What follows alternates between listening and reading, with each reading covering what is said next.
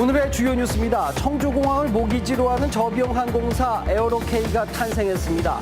한성항공이 청주공항을 떠난 지 10년 만입니다. 사상 최악의 미세먼지가 일상을 멈출 기세입니다. 꼭 외출을 해야 한다면 미세먼지 농도가 상대적으로 낮아지는 시간을 택해야 한다고 전문가들은 조언합니다. 청주공항 장거리 승객을 독점하기 위해서 사조직을 만들어 운영한 택시기사들이 경찰에 적발됐습니다. 사조직에 가입되지 않은 택시가 승강장에서 손님을 기다리면 폭언은 물론 폭행까지 하며 영업을 방해했습니다. 충청북도와 제천시의 갈등으로 진척을 보지 못했던 제천예술의 전당이 규모를 축소해 옛 동명초등학교 부지에 짓기로 최종 결정됐습니다. 충청북도의 명분과 제천시의 실리를 살린 절충안입니다. 안녕하십니까. CJB 8시 뉴스 시작합니다. 마침내 청주공항을 모기지로 하는 저비용 항공사가 탄생했습니다. 국토부가 에어로K를 비롯해서 3개 저비용 항공사의 국제 항공 운송 사업 면허를 발급했습니다. 네, 한성항공이 청주공항을 떠난 지 10년 만입니다. 이윤영 기자입니다. 에어로K가 드디어 청주국제공항의 거점 항공사가 됐습니다. 정부는 지난해 11월 면허를 신청한 5개 사업자 가운데 에어로K를 비롯해 플라이강원과 에어프레미아의 국제 항공 운송 사업 면허를 발급한다고 밝혔습니다. 에어로K 항공은 자본금 증자 등의 재무 능력을 보완했고 노선 계획을 제정하는 등 면허 기준을 충족하여 이번에 면허를 발급키로 했습니다. 국내 1호 저비용 항공사인 한성항공이 청주공항을 떠난 후 10년 만에 거점 항공사 유치에 성공한 충청북도는 환영의 뜻을 밝혔습니다.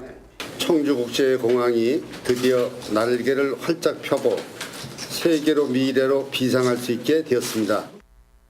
에어로K는 앞으로 3년간 140만 명의 승객 유치를 목표로 중국과 일본, 대만과 베트남 등의 11개 노선을 운항할 계획입니다. 또한 1000여 명의 일자리 창출 등 지역 경제에도 크게 기여할 것을 약속했습니다. 에어로K는 앞으로 이에 보답하기 위해 소비자분들께 더욱 좋은 항공 서비스를 제공하고 이를 통해 양지의 일자리 창출과 경제 발전에 기여할 수 있도록 최선의 노력을 하겠습니다. 하지만 가디언즈 항공은 아쉽게도 면허 획득에 실패했습니다. 청주 자카르타 노선에 운수권이 없고 포화된 노선이 다수 포함되어 있으며 화물 운송 수요의 구체성이 떨어진다는 이유에서입니다. 오랜 수건이었던 거점 항공사 유치에 성공하면서 이제 청주국제공항은 명실상부한 중부권의 거점 공항으로 자리매김할 전망입니다. CJB 뉴스 이윤영입니다. 계속해서 취재기자와 함께 자세한 얘기 나눠보도록 하겠습니다. 이윤영 기자, 네. 정말로 끝까지 핀을 말리는 과정이었다고요? 네, 그렇습니다. 사실 오늘 오전까지도 막판 최종 심의를 벌일 정도로 아주 치열한 접전이었는데요. 특히 에어로K는 재수, 플라이강원은 삼수 끝에 이른 쾌거이기 때문에 더욱더 기쁨이 컸습니다. 신규 항공 면허 발급은 2015년에 에어서울 이후에 이번이 4년 만입니다. 네, 사실 청주공항을 모기지로 하는 LCC, 저비용 항공사는 한성항공이 있지 않았습니까? 네, 맞습니다. 사실상 2004년에 한성항공이 국내 LCC 1호로 출범을 했었죠.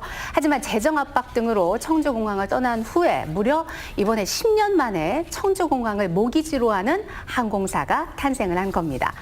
국내 저비용 항공사는요, 2004년에 한성항공을 시작으로 해서 에어서울에 이르기까지 총 6개사가 있었는데요.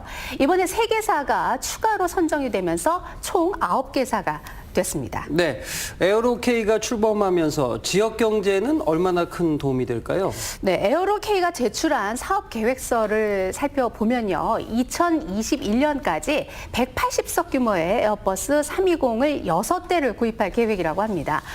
이 항공기로 일본, 중국, 대만, 베트남 등 4개국의 11개 노선을 운항할 계획이라고 하는데요. 흔히 만석인 비행기가 한 번 내릴 때마다 자동차 100대를 수출하는 효과가 있다고들 하죠. 충북연구원에 따르면은 이번에 거점항공사 유치로 인해서 3년간 5,400억 원의 매출과 600여 명의 인력이 고용될 것으로 진단을 했습니다. 또한 직접 고용과 함께 이번에 거주지 이전 등으로 해서 연평균 515억 원의 경제적 파급 효과가 기대가 됩니다. 나아가 항공기 등록세와 함께 해마다 항공기 한 대당 1억 원 정도의 정차장 등록비도 받을 수가 있다고 하는데요. 전문가의 이야기를 직접 들어보시죠. LCC를 통해서 좀 어느 정도 자리를 잡고 거기에서부터 어떤 인프라가 더 이렇게 계속 유지가 되면 또 개선이 되면 그런 선순환을 계속 과정을 거칠 수가 있습니다. 그렇다고 하면은 앞으로 어떤 절차가 남아 있는 겁니까? 네, 이번에 면허를 받은 세계항공사는요, 앞으로 1년 이내에 운항 증명을 신청을 해야 하고요, 2년 이내에 취항을 해야 합니다. 또한 사업 계획대로 최소 3년 이상을 유지할 의무가 있는데요. 이제부터가 또다시 시작이라고 할 수가 있겠습니다.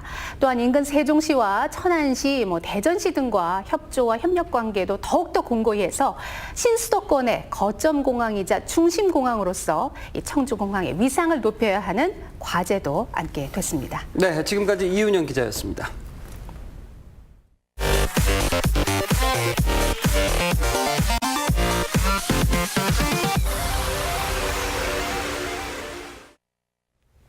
청주공항에는 이런 큰 경사도 있었지만 좀처럼 근절되지 않은 골칫거리도 있습니다. 공항에서 장거리 승객을 독점하기 위해 사조직을 만들어 운영한 택시기사들이 경찰에 적발되었습니다.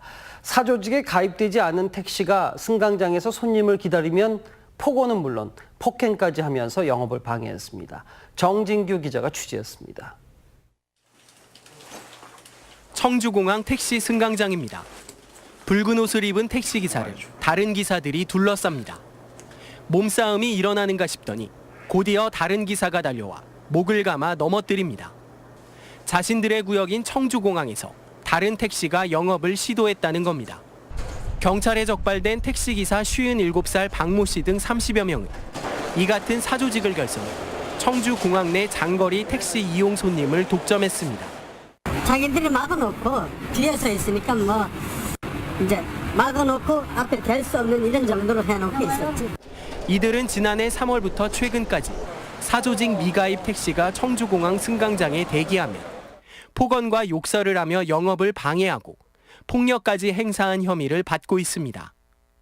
이어 무전기를 이용해 장거리 손님을 골라낸 뒤 미리 정한 순번대로 승차시킨 것으로 조사됐습니다. 주변에 둘러서서 위력을 과시하고 모욕감을 줄 정도로 욕설을 하고 그래서 그 피해 택시 기사가 창피해서 그 자리에 못 서 있을 정도, 그 정도. 경찰은 이들 사조직원 가운데 9명을 공동 상해 등의 혐의로 입건하고 KTX 오송역과 버스터미널 등에도 유사 사례가 없는지 수사를 확대할 예정입니다. CJB 뉴스 정진규입니다.